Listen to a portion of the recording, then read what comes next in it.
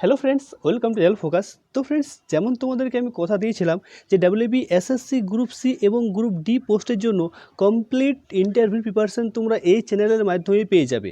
তো সেই রিলেটেড আজকে আমরা পার্ট 1 ভিডিওটা আপলোড করছি, যেখানে তোমাদের ডাব্লিউবি এসএসসি গ্রুপ সি এবং গ্রুপ ডি পোস্টের জন্য আমরা আমাদের টিম দ্বারা একটা ইন্টারভিউ গাইড ইবুক কিন্তু তৈরি করা হয়েছে। যে ইবুকটিতে তোমাদের ইন্টারভিউ রিলেটেড সমস্ত কিছু যাবতীয় কিছু যে জিনিসগুলো তোমাদের প্রয়োজন ইন্টারভিউতে যাওয়ার আগে প্রিপারেশন করার জন্য, সেগুলো কিন্তু ইনক্লুড করা রয়েছে। কী কী জিনিস প্রয়োজন সেগুলো অবশ্যই আমরা বিস্তারিত আলোচনা করব। আর এই ইবুকটিতে তোমাদের বিগত বছরে যা প্রশ্নগুলো ইন্টারভিউতে করা হয়েছিল সমস্ত প্রশ্নগুলো কিন্তু ইনক্লুড করা রয়েছে। এখানে কি কি পেয়ে যাবে তো তোমাদেরকে আমি সেটা দেখাই, সূচিপত্রটাকে দেখাই। তো দেখো, এই ইবুকটির মধ্যে তোমরা পেয়ে যাবে ইন্টারভিউর সাধারণ প্রশ্ন উত্তরগুলো, ঠিক আছে। গ্রুপ সি এবং গ্রুপ ডি এ পোস্টের জন্য সিচুয়েশন বেসড যে সমস্ত প্রশ্নগুলো হবে সেই রিলেটেড 20টি প্রশ্ন উত্তর আলোচনা করা হয়েছে। দেখো ফ্রেন্ডস, প্রশ্নগুলো তো আছে, সাথে এর স্যাম্পল অ্যান্সার, মানে অ্যান্সারে তুমি কিভাবে দেবে, যেখান থেকে কোনো কাউন্টার প্রশ্ন কিন্তু তোমাকে ইন্টারভিউয়ার করতে পারবে না, ঠিক আছে। সেরকমভাবে কিন্তু সমস্ত প্রশ্ন উত্তরগুলো সাজানো হয়েছে, ঠিক। আর সাথে গ্রুপ সি এবং গ্রুপ ডি কাজ সম্পর্কে কিন্তু বিশেষ বিশেষ ধারণা, মানে গ্রুপ সির কাজটা কি, গ্রুপ ডির কাজটা কি, ঠিক। আর দেখো, নেক্সট রয়েছে কি, নতুন শিক্ষা ব্যবস্থা, অর্থাৎ national education policy 2020, national education policy যেটা এসেছে সেই রিলেটেড ডিটেলস দেওয়া রয়েছে।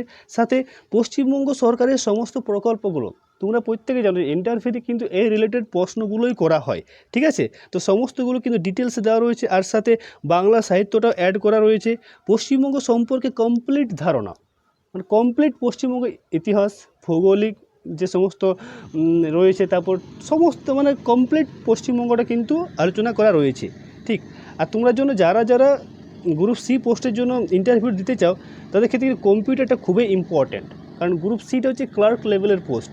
আর ক্লার্কে তোমরা যেন কম্পিউটার রিলেটেডই কাজ করতে হয়, ঠিক আছে। তো সেই কম্পিউটার সম্পর্কে বিস্তারিত কিন্তু আলোচনা করা রয়েছে। কী কী রয়েছে দেখো, এখানে রয়েছে introduction of computer, input output device, memory, software and hardware, email communication, internet, OS মানে operating system, MS Word, Excel, shortcut কীগুলো, এগুলো কিন্তু জিজ্ঞাসা করে ইন্টারভিউতে, ঠিক আছে।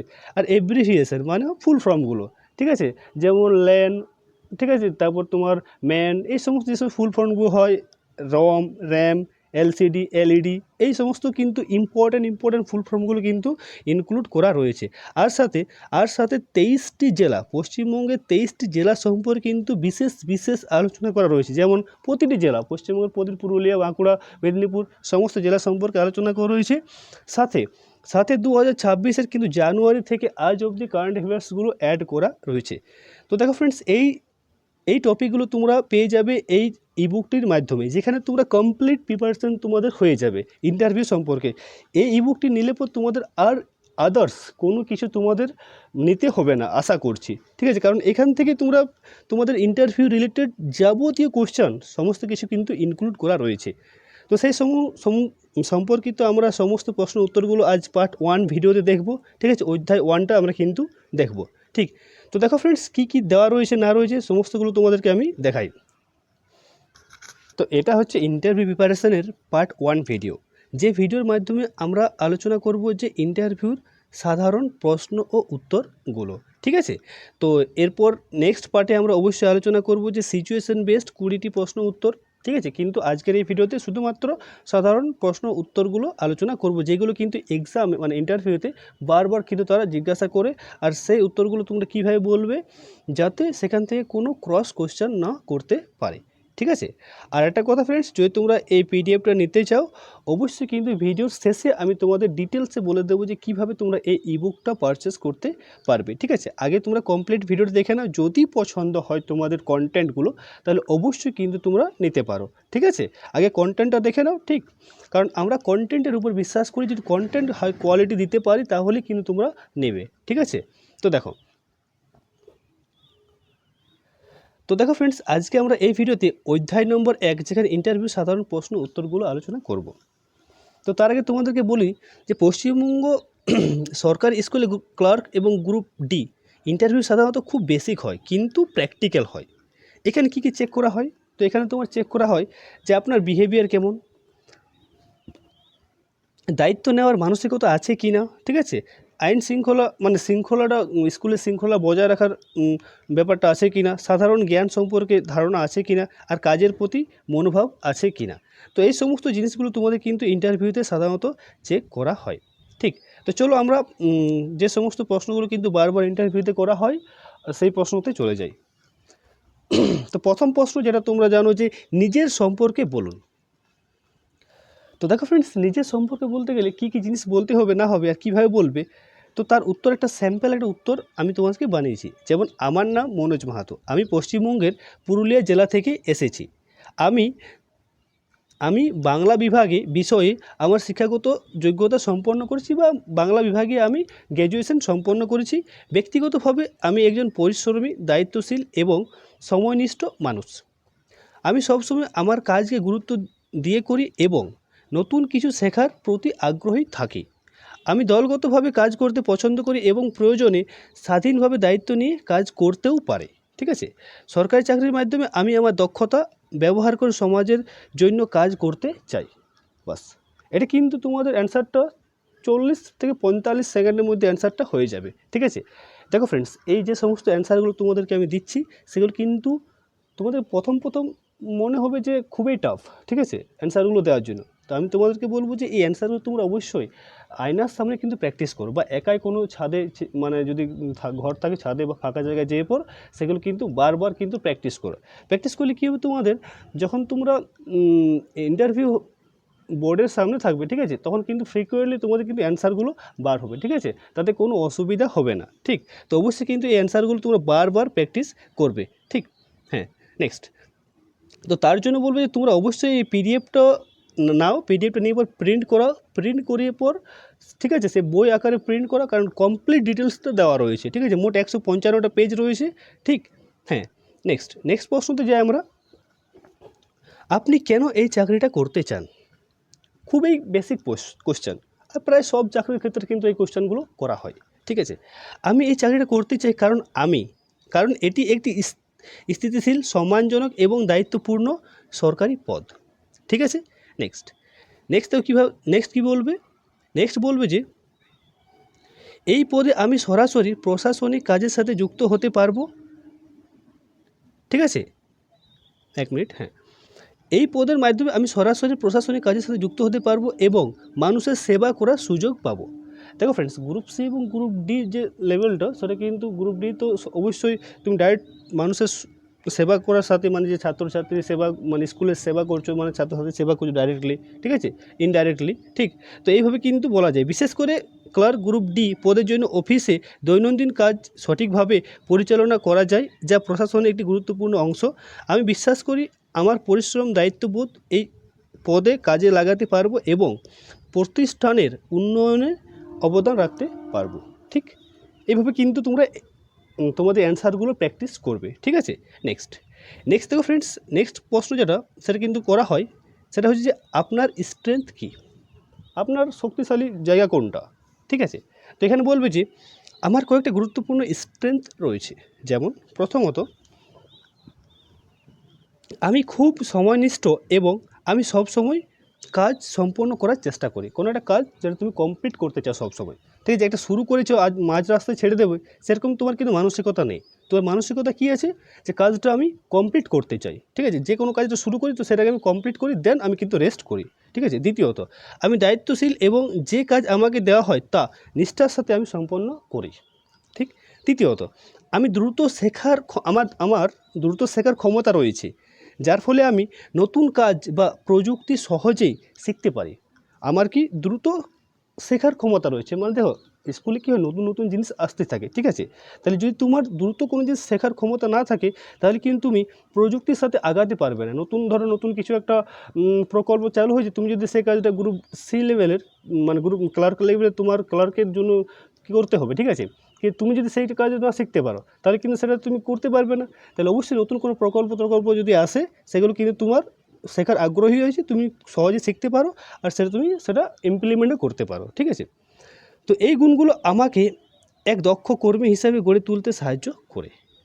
ঠিক আছে। তো ফ্রেন্ডস, এই যে তোমার স্ট্রেংথ সেটা কিন্তু তোমরা এইভাবে বলো। এইখান থেকে কিন্তু ক্রস কোশ্চেন তারা ইন্টারভিউ কিন্তু করতে পারবে না, আর তোমার এই প্রশ্নের উত্তরটাতে কিন্তু তারা খুবই খুশি হবে। ঠিক আছে। নেক্সট যখন কিন্তু স্ট্রেংথ জিজ্ঞাসা করে তখন কিন্তু তোমার উইকনেসটাও জিজ্ঞাসা করে। ঠিক আছে। তো দেখো, আপনার উইকনেস কী, আপনাকে জিজ্ঞাসা করে আপনার উইকনেস কী, কীভাবে বলবেন। দেখো ফ্রেন্ডস, এখানে কিন্তু বলবে না যে আমি খুব ঘুমাতে ভালোবাসি বা আমার কাজ করতে একদম পছন্দ করে না, এসব কিন্তু নেগেটিভ অ্যান্সার। আর নেগেটিভ অ্যান্সার কিন্তু তোমার ইন্টারভিউতে দেওয়া একেবারেই যাবে না, মোটেও যাবে না। ঠিক আছে। তোমার নেগেটিভ অ্যান্সারগুলো এমনভাবে হবে যেমন পজিটিভ দিকটাই থাকে। ঠিক কীভাবে, দেখো, আমার একটি দুর্বলতা হলো আমি কখনো কখনো কাজকে অতিরিক্ত নিখুঁত করার চেষ্টা করি, মানে একেবারে 100% একুরেসি করার চেষ্টা করি, যার ফলে সময় একটু কিন্তু বেশি লেগে যায়। ঠিক আছে। তবে আমি এখন এটি নিয়ন্ত্রণের জন্য সময় ব্যবস্থার আমি এখন এটি নিয়ন্ত্রণ করার জন্য সময় ব্যবস্থাপনার উপর গুরুত্ব দিচ্ছি এবং কাজের অগ্রাধিকার নির্ধারণ করে কাজ করছি।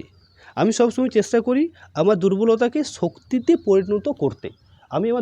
এটা কিন্তু বলবে। ঠিক আছে। মানে তুমি ট্রাইয়ে আছো, মানে যে আমি চেষ্টা করছি যে আমার যে দুর্বলতা আছে সেটা কিন্তু আমি চেষ্টা করছি যে এটাকে আমি ঠিক করতে। ঠিক আছে। আমার দুর্বলতা আছে তার মানে এই নয় যে সেটা আমার রয়েই গেল, কিন্তু তুমি এটাতে সবসময় তার ইন্টারভিউ হলে দেখাবে যে আমার দুর্বলতা যেটা আছে সেটা কিন্তু আমি সেটাকে আমার স্ট্রং পয়েন্ট বানানোর চেষ্টা তুমি করছো। ঠিক আছে। নেক্সট কোশ্চেন যেটা, সেটা কি হচ্ছে, আপনি চাপ মানে প্রেশার কীভাবে সামলাবেন। তো দেখো ফ্রেন্ডস, তোমাদের কিন্তু এই কোশ্চেনটা করা হয় যে আপনি প্রেশারটা কীভাবে সামলাবেন, মানে কীভাবে চাপ নেবেন। কারণ গ্রুপ সি বা গ্রুপ ডি লেভেলে তোমাদের যে কর্মী নিয়োগ হচ্ছে সেই ক্ষেত্রে তো একদম গ্রাউন্ড লেভেলে কর্মী, তো সেই ক্ষেত্রে তোমাদের কিন্তু প্রেশারটা একটু বেশি দেওয়া হয়। ঠিক আছে। তো সেই প্রেশারটাই বলা হয় যে আপনি কীভাবে চাপ সামলাবেন। তো অ্যান্সার কীভাবে বলবে, অ্যান্সারটা বলবে, চাপের পরিস্থিতিতে আমি প্রথমে শান্ত থাকার চেষ্টা করি এবং পরিস্থিতি বিশ্লেষণ করি।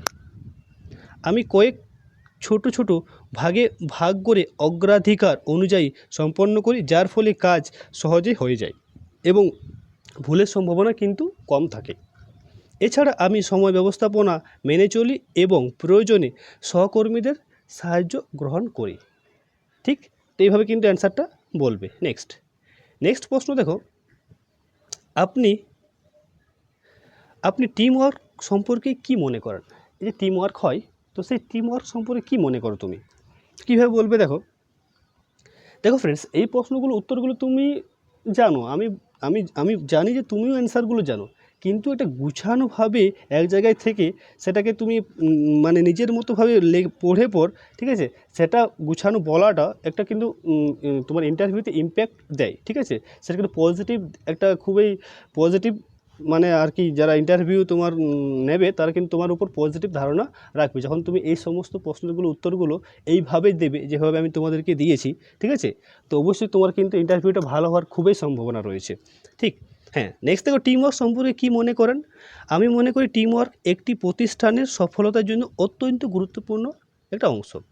দলগতভাবে কাজ করলে কাজ দ্রুত সম্পন্ন হয় এবং বিভিন্ন মানুষের মতামত ও অভিজ্ঞতা থেকে নতুন কিছু শেখা যায়। আমি সহকর্মীদের সাথে সহযোগিতা করে কাজ সম্পন্ন করতে পছন্দ করি এবং প্রয়োজনে তাদের সাহায্য করি। ঠিক। তো দেখো ফ্রেন্ডস, এইভাবে কিন্তু তোমরা অ্যান্সারগুলো বলবে। নেক্সট প্রশ্ন হচ্ছে যে আপনি কি কম্পিউটার জানেন। দেখো, এটা কিন্তু গ্রুপ সি লেভেলের, মানে গ্রুপ সি যে এসএসসি গ্রুপ সি যে পোস্টটা, সেই পোস্টের ক্ষেত্রে কিন্তু প্রশ্নটা জিজ্ঞাসা করতে পারে যে আপনি কি কম্পিউটার জানেন। দেখো, তোমরা যারা গ্রুপ সির জন্য আর কি প্রিপারেশান নিচ্ছ, তারা কিন্তু কম্পিউটার সম্পর্কে একটু ধারণা রাখা মাস্ট জরুরি। কম্পিউটার নিয়ে অবশ্যই আমি ডিটেলসে তোমাদের এই পিডিএফটা দিয়ে দিয়েছি। ঠিক আছে। আর সাথে একটু প্র্যাকটিক্যাল কিন্তু একটু করে দেখবে। হ্যাঁ, আমি বেসিক কম্পিউটার নলেজ রাখি। আমি MS Word, Excel, email, internet ব্যবহার করতে পারি। দেখো, এগুলো যদি তুমি পারো, সবগুলো তো বলার দরকার নেই, যেগুলো পারো সেগুলো কিন্তু বলবে। ঠিক আছে। এমএস ওয়ার্ড ডকুমেন্ট তৈরি আর তারপর এক্সেলে ডাটা এন্ট্রি, বেসিক ক্যালকুলেশন করতে পারি। এই দক্ষতাগুলো ক্লার্ক পদের জন্য অত্যন্ত গুরুত্বপূর্ণ, আর এগুলো আমার মানে কিছু জানা আছে। ঠিক আছে। এটা কিন্তু তোমরা বলবে। কারণ দেখো ফ্রেন্ডস, তোমাদের তো কিন্তু মানে কোনো ট্রেনিং তো হয় না। ঠিক আছে। ডাইরেক্ট রিক্রুটমেন্ট হয়। ঠিক। তো অবশ্যই কিন্তু তোমাদের কিছু একটা কাজ জানা খুব দরকার হবে। নেক্সট আপনি যদি কোনো ভুল করেন তাহলে কি করবেন?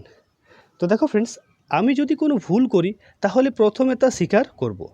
ঠিক, প্রথমে তা স্বীকার করব আর দ্রুত সংশোধন করার চেষ্টা করব।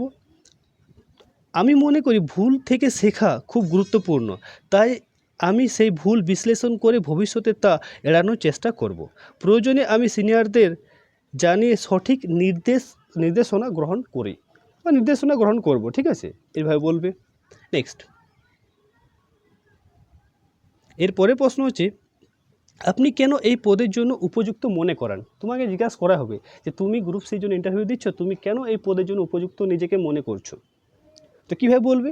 তো অ্যান্সারটা হবে, আমি এই পদের জন্য উপযুক্ত কারণ আমার মধ্যে দায়িত্ববোধ রয়েছে, পরিশ্রম এবং শেখার আগ্রহ রয়েছে। আমি নিয়ম মেনে কাজ করতে পারি, সময়মতো কাজ সম্পন্ন করতে পারি এবং সহকর্মীদের সাথে ভালোভাবে কাজ করতে পারি। এছাড়া আমার বেসিক কম্পিউটার নলেজ রয়েছে, যা ক্লার্ক পদের জন্য অত্যন্ত গুরুত্বপূর্ণ বা প্রয়োজনীয়। ঠিক, তো এইভাবে কিন্তু অ্যান্সারটা বললে খুবই সুন্দর, দেখো সাজানো গুছানো অ্যান্সার। ঠিক, এই অ্যান্সারগুলো তোমরা অন্য কোথাও পাবে না, আমি চ্যালেঞ্জ করছি তোমাদের, এই অ্যান্সারগুলো তোমরা অন্য কোথাও পাবে না। ঠিক, হ্যাঁ, তোমরা বাকি যে সমস্ত জায়গায় দেখতে পারো দেখে নাও। ঠিক আছে, অবশ্যই ঘুরে ফিরে এখানেই আসবে। হ্যাঁ, আমি প্রত্যেকে জানি যে রেজাল্ট বার হওয়ার পর এখানে আসবে, তো আমি চাই যেন আগের থেকেই তোমরা এই পিডিএফটা নিয়ে পর সেটা প্র্যাকটিস করো। ঠিক আছে, আর সাথে তোমাদেরকে কিভাবে গ্রুপ সির জন্য বলছি কিভাবে টাইপিংটা প্র্যাকটিস করবে সেই রিলেটেড ভিডিও আমি দিয়ে দিয়েছি। আমি চাই যেন তোমরা টাইপিংটা এখন থেকেই প্র্যাকটিস করো, কারণ টাইপিংটা 5-10 দিনের ব্যাপার নয়, টাইপিংটা তোমাদের মিনিমাম 20 দিন লাগবেই, কারণ 20টা ওয়ার্ড পার মিনিট প্র্যাকটিস করতে গেলে প্রথমে আঙুলগুলো কিবোর্ডে সেট হতে কিন্তু 10 দিন লেগে যায়। ঠিক আছে, 10 দিন লেগে যায়, সাথে প্র্যাকটিস আছে, প্র্যাকটিসে অ্যাকুরেসির ব্যাপার আছে। তো অবশ্যই আমি চাই যেন তোমরা এখন থেকে টাইপিংটার উপর জোর দাও, কারণ টাইপিংটা তোমাদের কিন্তু নাম্বার দিবে। ঠিক আছে, এই নয় যে শুধুমাত্র ইন্টারভিউতে নাম্বার দিবে, টাইপিংটার নাম্বার দিবে। তো টাইপিংটার উপর জোর দাও, সাথে ইন্টারভিউটা একটু করে প্রিপারেশানটা চালিয়ে যাও। ঠিক আছে, নেক্সট, এরপর দেখো 10 নাম্বার প্রশ্ন, আপনি নিজেকে 5 বছর পর কোথায় দেখতে চান? তো কি বলবে? আমি নিজেকে আগামী 5 বছর পরে একজন দক্ষ, অভিজ্ঞ এবং দায়িত্বশীল সরকারি কর্মচারী হিসেবে দেখতে চাই। আমি চাই আমার কাজের মাধ্যমে প্রতিষ্ঠানের উন্নয়নে অবদান রাখতে এবং মানুষের কাছে ভালো পরিষেবা পৌঁছে দিতে। এছাড়াও কি বলবে দেখো, এছাড়া আমি আমার দক্ষতা ও জ্ঞান আরও বাড়াতে চাই, যাতে ভবিষ্যতে আরও ভালোভাবে কাজ করতে পারি। দেখো ফ্রেন্ডস, এই অ্যান্সারগুলো মুখস্থ না করে নিজের মতো করে বলার চেষ্টা করো তোমরা। অ্যান্সারটা তোমরা পড়ে নিলে, ঠিক আছে, কোশ্চেনটা তো পেয়ে পর অ্যান্সারটা তোমরা পড়ে নিলে, এরপর তোমরা এই অ্যান্সারটা তোমরা নিজের মতোভাবে বলবে। অবশ্যই ফাঁকা জায়গায় বা ছাদে বা আয়নার সামনে বেস্ট হবে, কারণ আই কন্ট্যাক্টটা তোমার কিন্তু খুব সুন্দর হবে। ঠিক আছে, পরিষ্কার উচ্চারণ করে বলবে, আত্মবিশ্বাস মানে কনফিডেন্স কিন্তু থাকা দরকার। ঠিক আছে, হ্যাঁ, আর তার মানে এই নয় যে ওভার কনফিডেন্স তুমি কোনো কিছু বলছো। ঠিক আছে, একটা কনফিডেন্স লেভেল, মুখে একটা হাসি ভাব, এগুলো কিন্তু থাকা দরকার। নেক্সট প্রশ্ন দেখো, আপনার শখ কী? আমার শখ হলো বই পড়া এবং প্রতিদিন সংবাদপত্র বা খবর দেখা। বই পড়ার মাধ্যমে আমি নতুন জ্ঞান অর্জন করতে পারি এবং চিন্তাভাবনা আরও উন্নয়ন হয়। দেখো ফ্রেন্ডস, এইটা হবিটা কিন্তু প্রত্যেকের আলাদা হবে। ঠিক আছে, তো আমি একটা হবি বই পড়া নিয়েছি। ঠিক আছে, তোমাদের ক্ষেত্রে হয়তো কারো খেলাধুলা ভালো লাগতে পারে, কারো ঘোরা, ঠিক আছে, ট্রাভেলিং। ঠিক আছে, তো বিভিন্ন প্রত্যেকের শখ থাকবে, তো প্রত্যেকেই নিজের শখটা নিজের মতো করেই কিন্তু তোমরা বলবে। ঠিক আছে, হ্যাঁ, আমি কিন্তু এটা জাস্ট বই পড়া নিয়ে বলেছি। সংবাদ দেখার মাধ্যমে আমি দেশ বিদেশের বর্তমান পরিস্থিতি সম্পর্কে অবগত থাকি, যা আমাকে সচেতন নাগরিক হিসেবে গড়ে তোলে। ঠিক, এটা কিন্তু তোমরা প্রত্যেকেরই শখ আলাদা হয়, তো অবশ্যই কিন্তু প্রত্যেকে নিজের মতো করেই বলবে। হ্যাঁ, আপনার দৈনন্দিন রুটিন কী? আমি প্রতিদিন একটি নির্দিষ্ট সময়সূচি অনুসরণ করি, মানে টাইম টেবিল। ঠিক আছে, সকালে উঠেই আমি কিছু সময় পড়াশোনা ও খবর দেখার জন্য রাখি। তারপর দিনের বাকি সময় আমি প্রস্তুতির জন্য পড়াশোনা করি এবং নিজের দক্ষতা উন্নত করার চেষ্টা করি। আমি সময় মতো বিশ্রাম নিই এবং প্রতিদিন কাজ পরিকল্পনা অনুযায়ী সম্পন্ন করার চেষ্টা করি।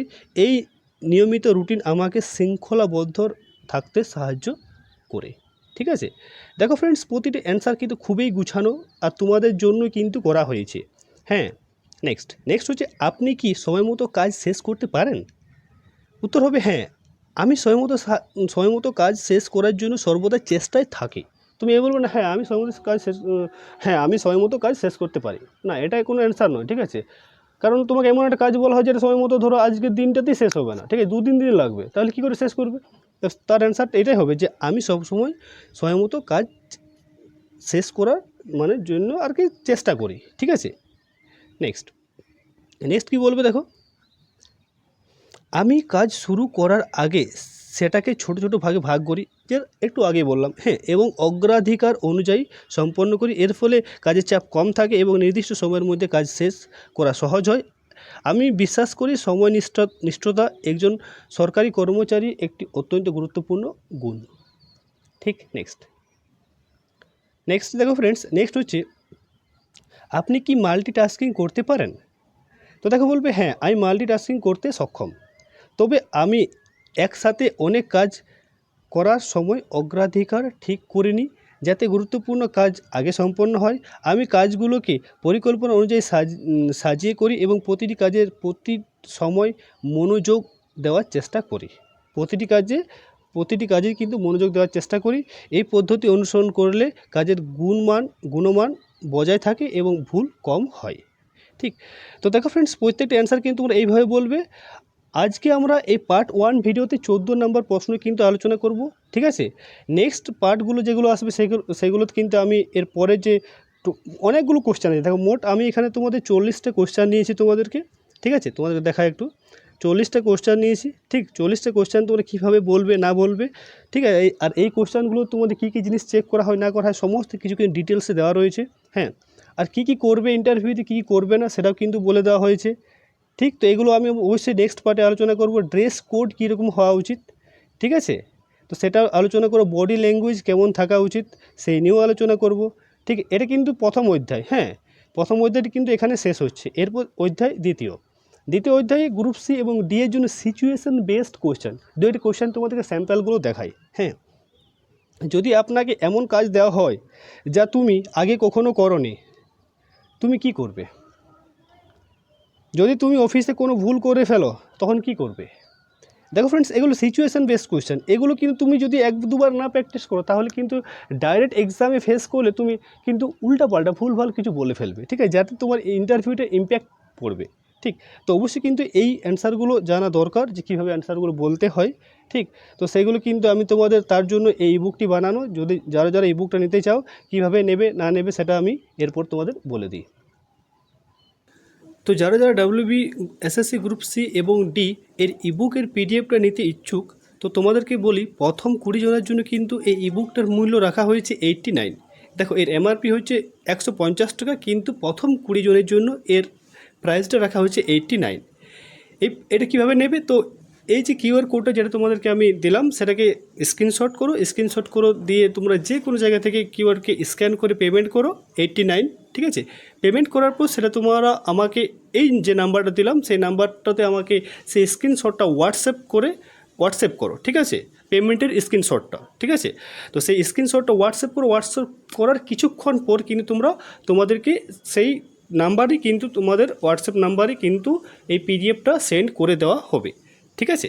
তো আশা করব তোমাদের ভিডিওটা ভালো লেগেছে। ভিডিওটা ভালো লাগলে অবশ্যই ভিডিও লাইক করবে, আর এই রিলেটেড যদি কোনোরকম কোনো কোয়ারিজ থেকে থাকে তো আমার কিন্তু কমেন্টের মাধ্যমে জানিও, ঠিক আছে। ধন্যবাদ।